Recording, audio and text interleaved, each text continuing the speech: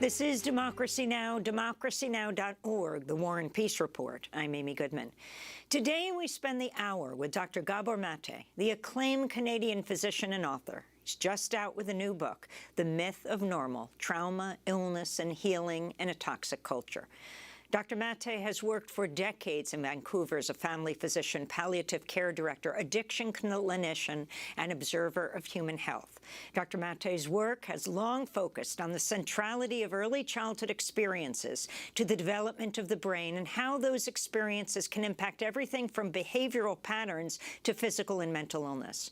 Over the years, he's written a number of best-selling books, including In the Realm of Hungry Ghosts, Close Encounters with Addiction, When the Body Says No, Exploring the Stress-Disease Connection, and Scattered Minds, The Origins and Healing of Attention Deficit Disorder. In a moment, we'll speak to Dr. Gabor Maté, but first I want to turn to a trailer of a documentary about his work titled The Wisdom of Trauma. In the U.S., the richest society in history, fully half of the citizens have a chronic disorder such as high blood pressure or diabetes. Anxiety amongst young people is growing rapidly. Asthma and autoimmune diseases are on the rise, as are addictions.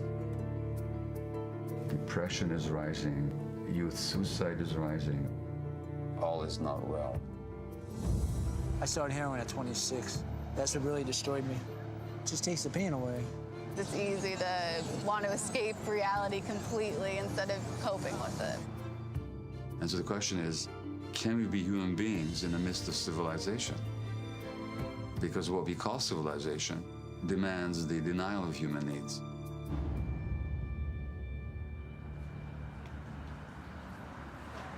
Please welcome Dr. Gabor Maté. Every human being has a true, genuine, authentic self. And the trauma is that disconnection from it, and the healing is the reconnection with it. Why do we get disconnected? Because it's too painful to be ourselves. So you sort of a bit like in The Matrix when Neo sees everything's made out of numbers. You look at people and you see all their trauma and damage. That's what I see. So trauma is not the bad things that happen to you, but what happens inside you as a result of what happens to you. What do you want to tell me? What comes up right now? Shame. Thank you. My father, he would spank us and take a belt to us. Who did you speak to about your pain? Nobody. Yeah, that's the trauma. In other words, by the time you're 5 years old, you're completely alone.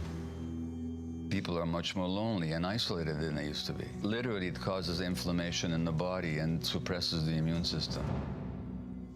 You've been diagnosed with prostate cancer. Correct. In my view, people that develop cancer have a hard time expressing healthy anger. Hillary Clinton versus Donald Trump, there were two traumatized people fighting to govern a traumatized world. That's exactly what I'm saying. And these are the people that our society rewards with power.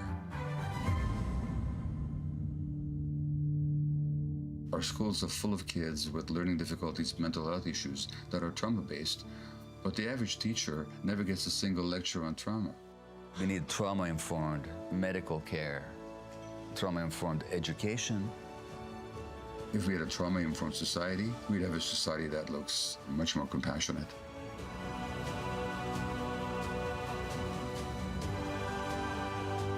You did. You made a difference in my life. Thank you for being in touch. I don't feel like I'm a bad person anymore. Hey, how are you? Yeah, I just want people to see the truth.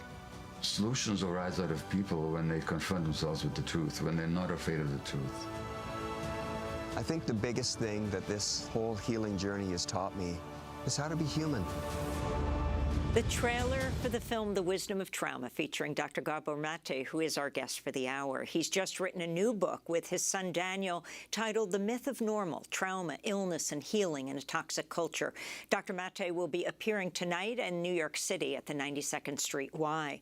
On Thursday, Democracy Now!'s Nermeen Sheikh and I spoke to Gabor Maté.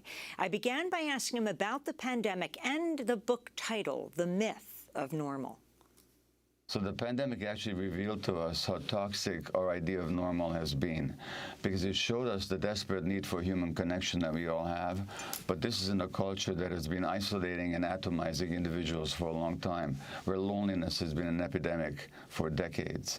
It showed the noxious effect of racism and inequality, because the people who had the greatest risk for being affected by COVID were those of lower social class and of people of color. The normal that we came from, in my perspective, was already a toxic normal.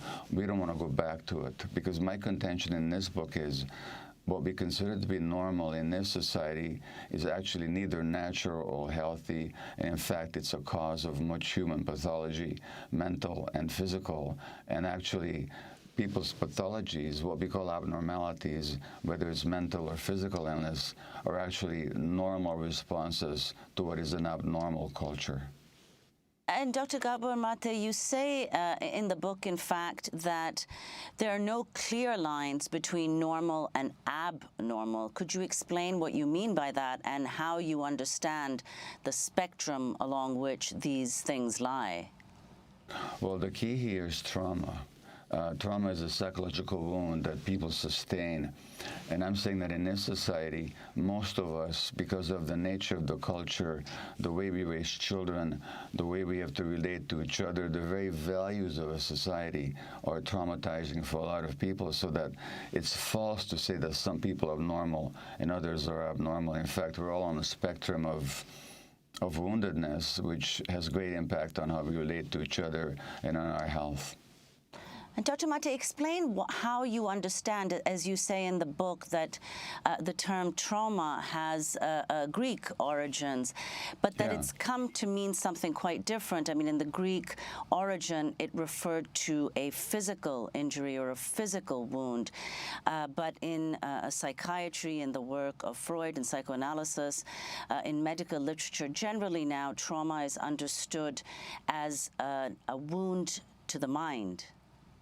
It's a wound to the psyche, to our emotional being, and to the soul. And trauma is not what happens to us. People, when they think of trauma, they think usually of catastrophic events like a tsunami or a war or parents dying or sexual or physical, emotional abuse of a child. These events are traumatic, but they're not the trauma. The trauma is the psychic wound that we sustain, and our psychological traumas have lifelong impacts.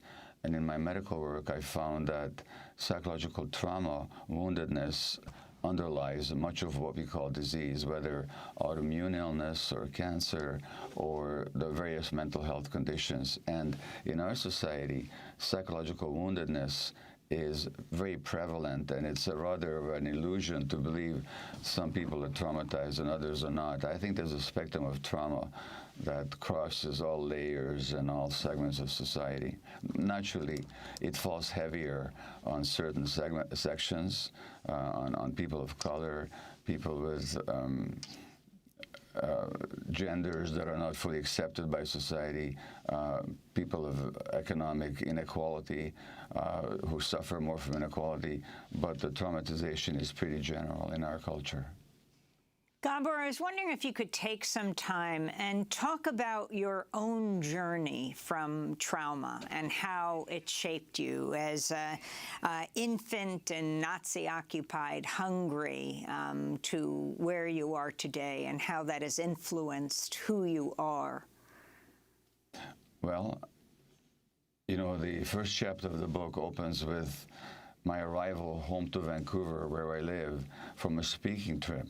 And I'm feeling really good about myself because it was a good trip. My talk was well received, and I had a good flight home.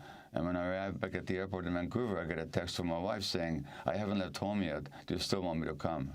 And all of a sudden, my mood switches. I become dark. I become angry. I become withdrawn. I become sullen. And when I get home, I barely even looking at her. Now, what actually happened here? All that happened was that my artist wife, typical of an artist, was in the middle of creative flow in her studio, and she forgot that her husband was arriving home at the airport. What was triggered in me, however, was the wound of a one-year-old infant who was abandoned by his mother in an effort to save my life, actually. But the meaning I made of it is that I wasn't lovable, that I wasn't wanted. And even 71 years later, when this woman who I'm relying to be there for me doesn't show up, the woundedness of a one-year-old infant shows up. And that's what my friend Peter Levine calls the tyranny of the past. And so these early wounds, in my case, this sense of abandonment, could still show up 7 decades later over a relatively trivial incident. And these early wounds of ours, so that's one way that it showed up. It shows up in my relationship to my work. So I was a workaholic physician for many decades. Why was I a workaholic? Because the message I got as an infant under the Nazis was that the world didn't want me. And if the world doesn't want you, one way to cope with it is to make yourself very important, become a helper, become a physician, because now they're going to want you all the time. But that's very addictive, because you keep trying to prove to yourself something you don't believe in the first place, which is that you're wanted. And so that the more people rewarded me with either financially or with their attention or their gratitude for my medical work, the more I needed it, the more I became dependent on it. So it shows up in so many ways. These early wounds show up in so many ways. It shows up in our relationships, in our marriages, in our relationship to our children, in our relationship to our work. It shows up in politics, as we've seen during COVID. So these early wounds in my life had wide-ranging implications, and as they do in the lives of many people. Now, you've intrigued us because you said at the time you thought your mother abandoned you, but you, of course, now understand she was doing it to save you. Can you explain what happened? Sure. So I was 11 months of age. My mother was a 24-year-old Jewish woman living under the Nazi occupation under a viciously anti-Semitic fascist regime in December of 1944. And she found refuge in a safe home run by the Swiss embassy, but there were 2,000 people living there in a home meant for 100 people. The sanitary conditions were terrible. Food was very uncertain. And I was very sick, and she didn't think I would live. So she went out into the street and gave me to a Christian woman, a complete stranger, and asked her to take me to some relatives who were living under relatively safer conditions. Her intention was simply to save my life, and she did. But as an 11-month-old, I could only interpret that as an abandonment, because I don't understand the conditions. Now, who gets abandoned? Somebody who's not wanted. So I developed this fixed belief, okay, I'm not lovable, I'm not wanted. Now, you don't need conditions of war and privation and such drama to give children the sense that they're not wanted. In this society, a lot of parents are advised not to pick up their kids when they're crying. That's enough to give the child the sense that they're not wanted and not accepted. And so I was traumatized under so the trauma is not that my mother gave me to a stranger. The trauma is what I made it mean, the wound inside, that I'm not lovable, I'm not wanted. Dr. Maté, let's go back precisely to how you understand and how we should understand the event of trauma. First of all, can trauma arise from a single episode, or is it something that has to, in some form, even if not precisely the same one, be repeated? And to what extent is the fact that you cannot know the trauma when it actually occurs account for the fact that its effects endure and as you say, show up decades later? Well, as your question implies, trauma can be induced in people in a number of ways. It could be a single dramatic event, the death of a parent, a tremendous loss in life, a terrible explosion. You know, it occurs that way sometimes. And those are relatively easy to identify, and then actually they're easier to deal with. But for a lot of people, it's much more insidious and much more chronic than that. For example, certain child-rearing practices. For decades, the Dr. Spock, who was kind of the guru of parenting, advised parents not to give in to the infant's tyranny, the infant's resistance to sleep. What he calls the infant's tyranny is the infant's desperate need to be picked up and held by the parent. That's just a trait that we share with all other mammals. You tell a mother baboon not to pick up their baby, or a mother cat not to respond to the child's distress. But here in North America, we've been telling parents for decades to ignore their children's cries.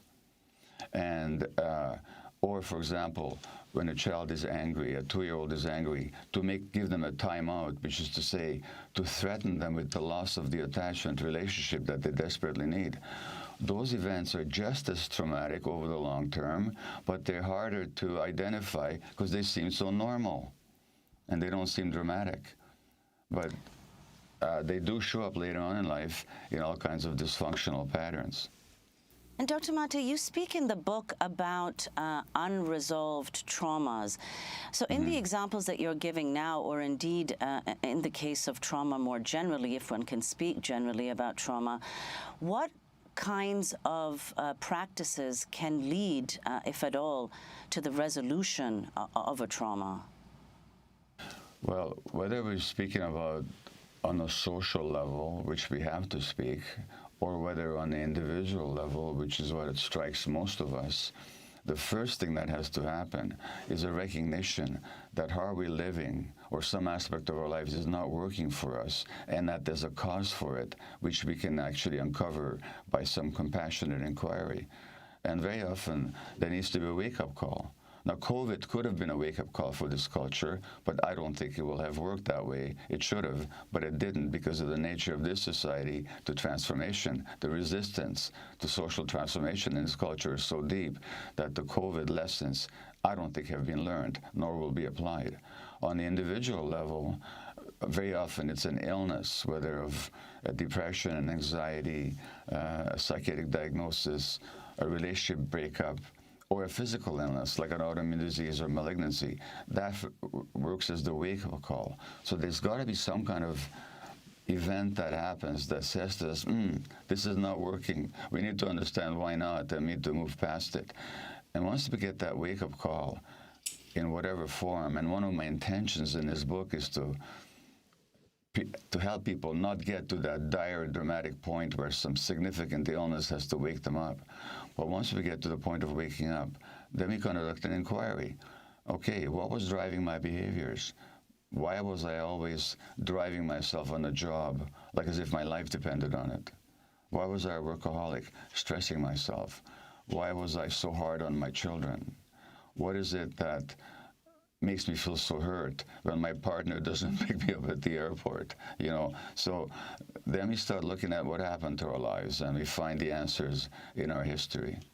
And then it's a matter of letting go of those patterns, and that takes some kind of work, usually therapy, or some kind of spiritual work or psychological work, some kind of different way of taking care of ourselves. Usually it takes some inquiry, what I call a compassionate inquiry, of looking at ourselves with real curiosity.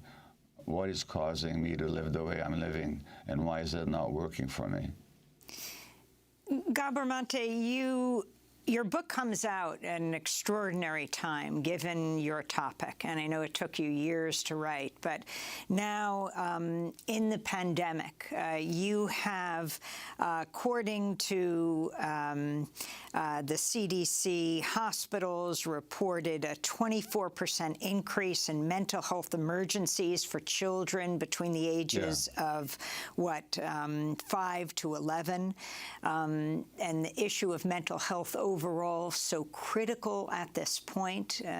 You talk a lot also about loneliness, but can you start by talking about this mental health crisis among youth and the escalating suicide? Yes. So the New York Times, about 3 weeks ago as we speak now, had a front-page article in their Sunday edition about a teenager who was on 10 different psychiatric medications. Can you imagine? 10 different psychiatric medications.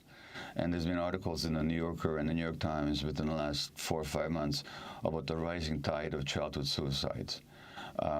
There is a vast increase in the number of children being diagnosed with ADHD, attention deficit hyperactivity disorder, with anxiety, depression, self-cutting, obsessive compulsive behaviors, and so on.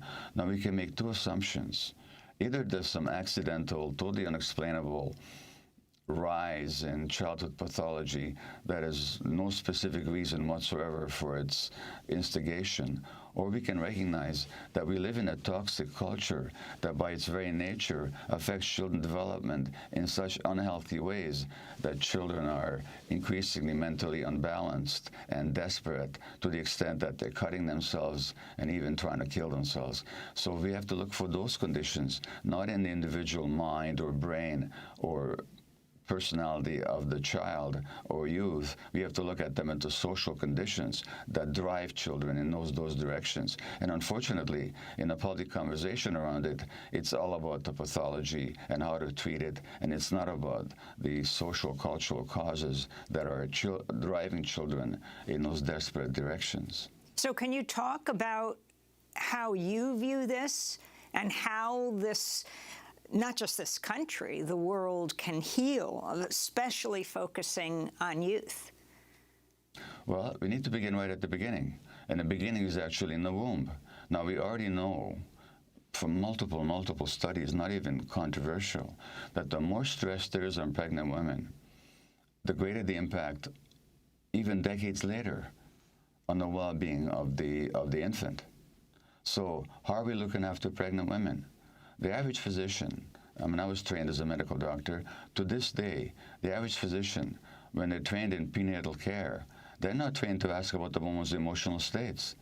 They're not trained to ask about, how are you doing? How's your relationship?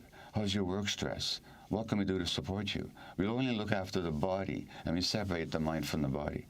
We know that stresses on the woman can already have an impact on the infant. Then there's our birth practices. In North America now, the cesarean section rate is approaching 40%. Now, modern obstetrics is miraculous in its capacity to save lives, and it should be applied about 10 to 15% of cases for the benefit of the infant or the mother.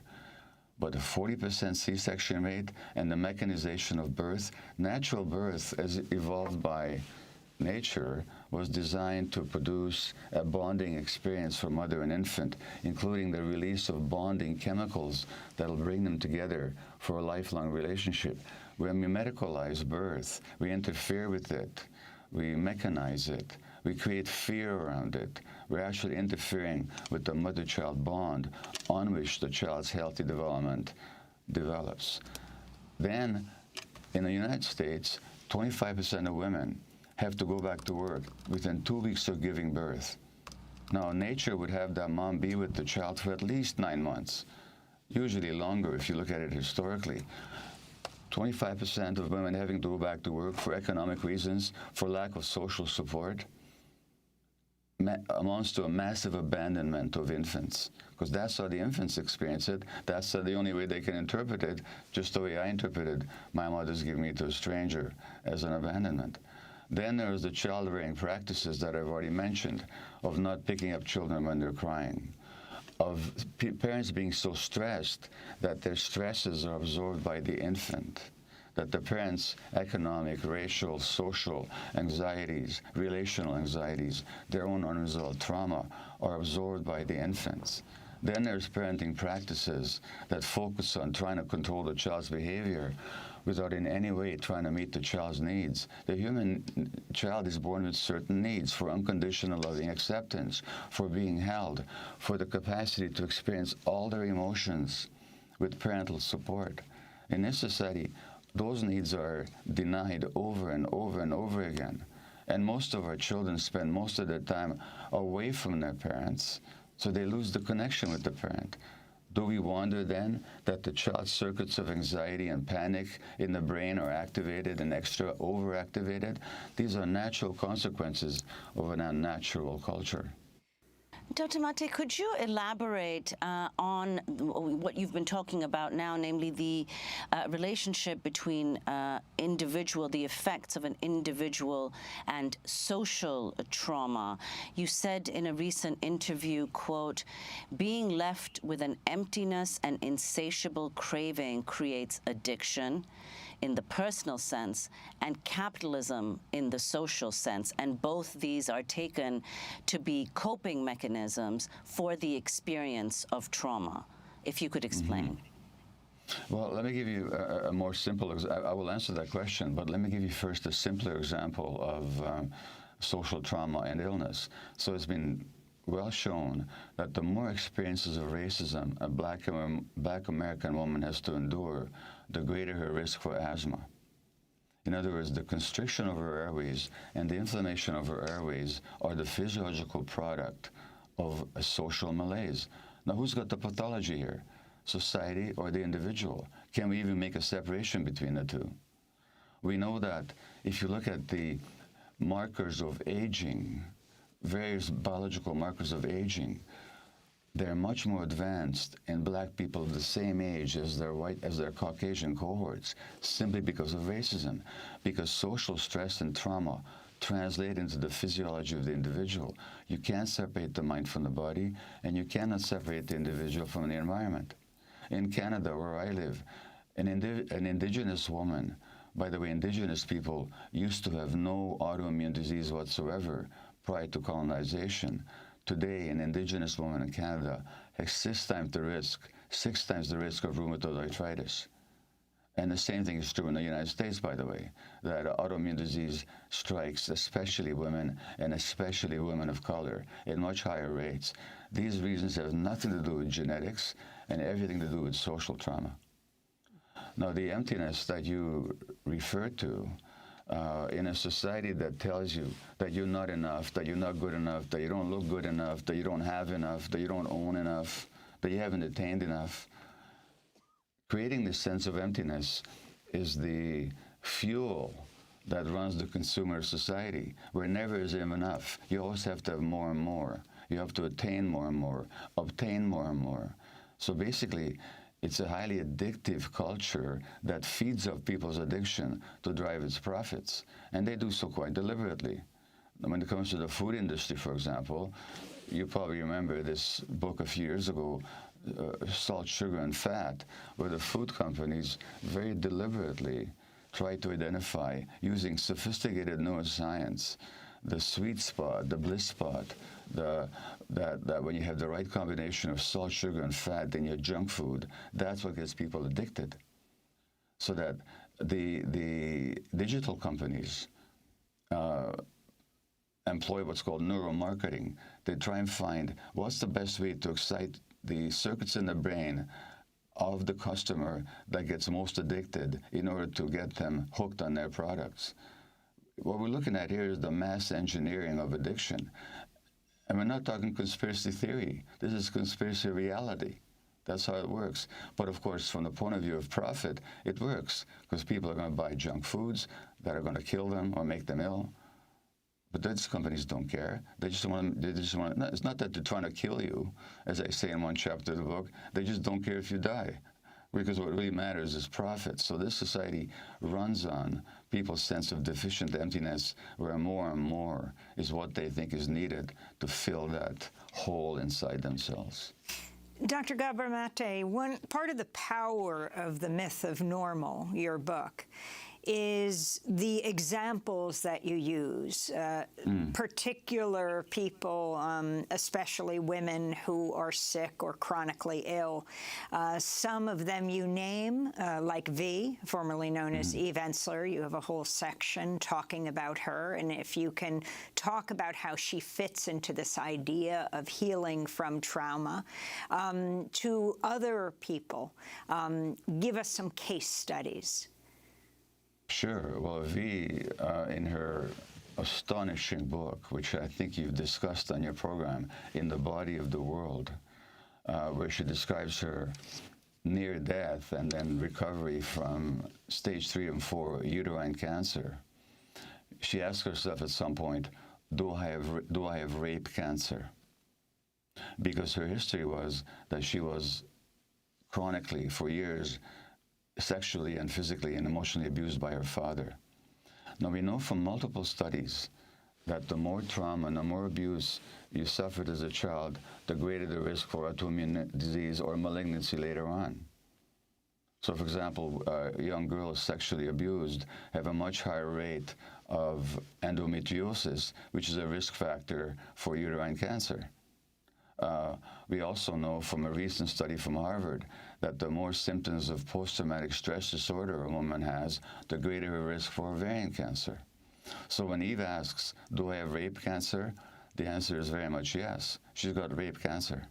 And then she goes through this incredible process of healing, which involved the best services, not always delivered in the best way, but certainly astonishing achievements of modern medicine that really helped save her lives. But Eve also underwent a personal transformation, where what happens is when you're traumatized, and V talks about this, is you get disconnected from your body. You get disconnected from your body because when you're a child being abused by your father, it's too painful to be in your body, so you disconnect.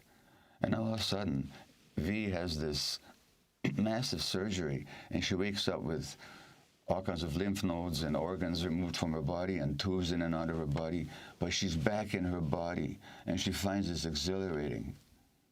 So that loss of connection to the body is one aspect of trauma.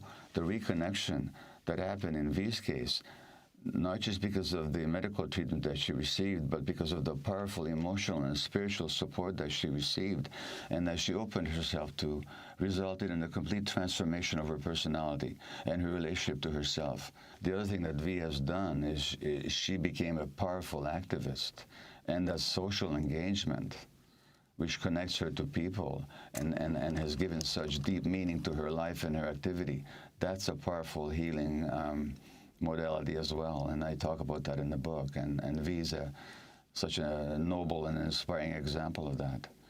And in the book, I give many examples of people who are faced with serious diagnoses, written off by Western medicine, but they have a powerful transformation in their relationship to themselves. They regain that connection to themselves that they lost as a result of trauma, and as a result, their illness takes very surprising trajectories, sometimes miraculous. And so in the book, I talk about women with rheumatoid arthritis or multiple sclerosis who are told that you got this disease for the rest of your life and it's just a physical disease, nothing we can do about it. When they realize that both the rheumatoid arthritis and the multiple sclerosis have to do with trauma and stress, for which, by the way, there's all kinds of research evidence completely ignored in medical practice, or when they realize that how they live their lives, that the disease is not an accident, the disease is a manifestation of how they live their lives, informed by their unresolved trauma. When they deal with the trauma and they develop a different relationship to themselves, all of a sudden, the disease lightens up for them, as you expect it would once you realize that the mind and body are inseparable. And by the way, I'm not the only one who writes about this. There's been researchers from Harvard and elsewhere who've documented similar cases. The point we're all making is that the mind and body is inseparable. The individual is inseparable from the environment. And so that when you look at the whole person in their whole environment and the whole context, we have powerful modalities of healing available to us that Western medicine, unfortunately, seems unaware of. Dr. Maté, if you could also talk about another aspect, another way in which society might exacerbate individual trauma. You talk in the book, you're critical in the book about this idea that people should simply push through it, this idea of resilience. What are the effects of that orientation towards trauma? And if you could link it also with what you've just said about the way in which the medical establishment and Western medicine understands the question of psychic wounds. The average medical student, how the medical system deals with trauma is that it doesn't.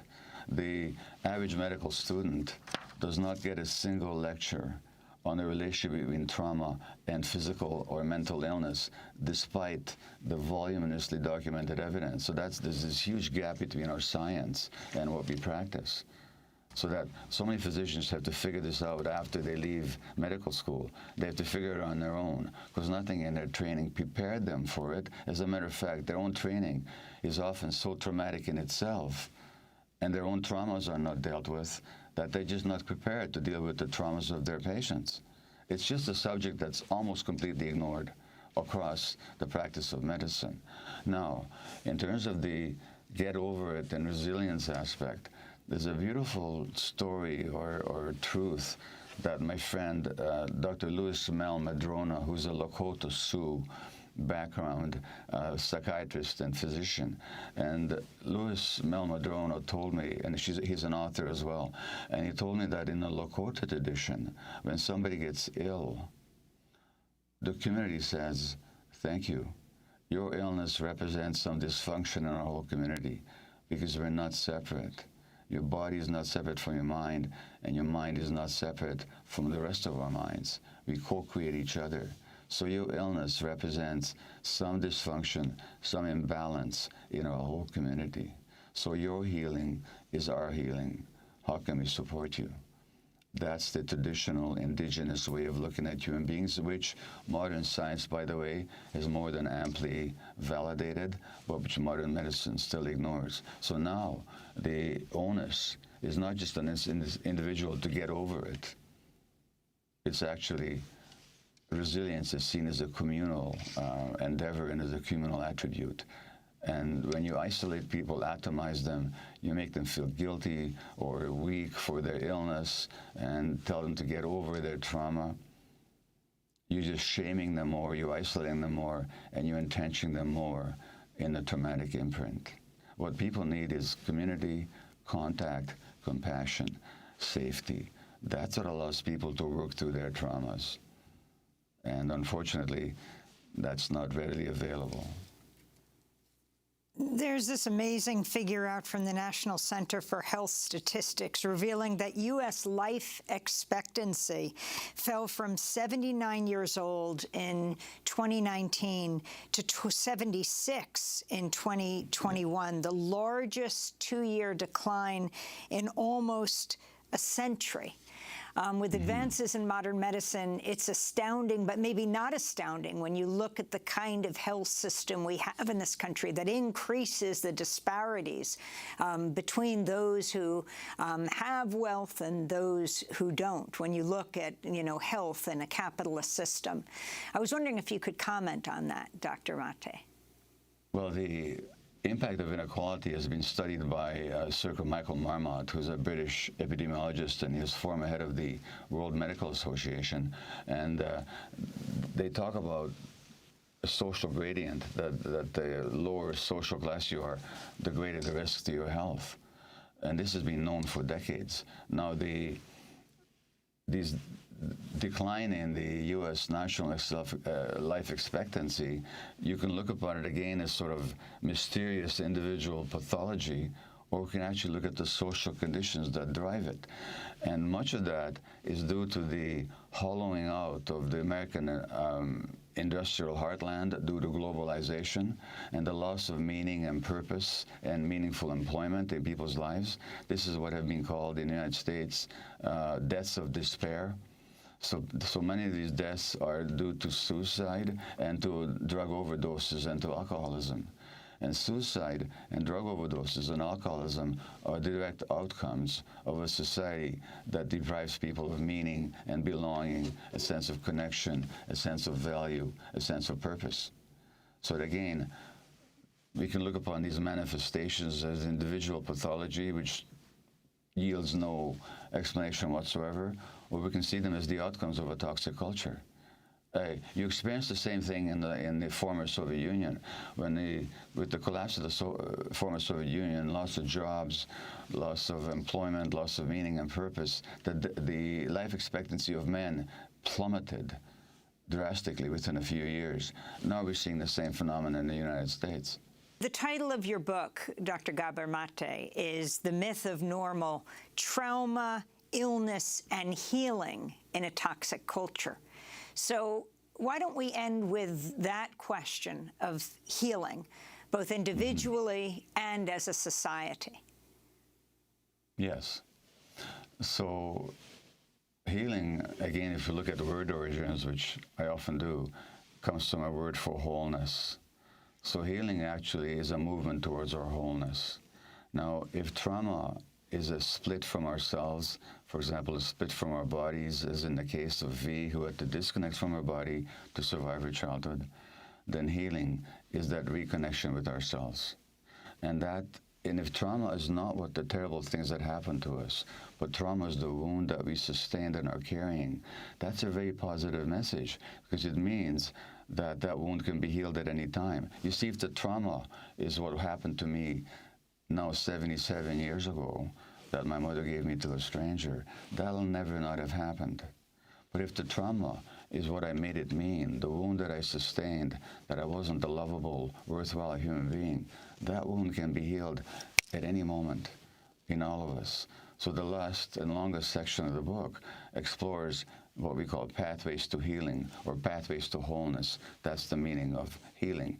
There are many different pathways. There's no one size fits for all. It needs to begin with the recognition that how we're living and how we're relating to ourselves and others is not healthy. It may be the norm in this culture, but it's neither healthy or natural, and there are better ways. And the same thing is true for our culture. And the essential first step is what I call being disillusioned. Now, people usually think of disillusionment as discouraging and somehow negative. No. Would we rather be illusioned or disillusioned? Would we rather see the world through rose-colored glasses, not seeing what's in front of us? Or would we rather deal with reality the way it is? In the final chapter, I quote James Baldwin, the great, great James Baldwin, who said that not everything that's faced can be healed, but nothing that's not faced can be healed.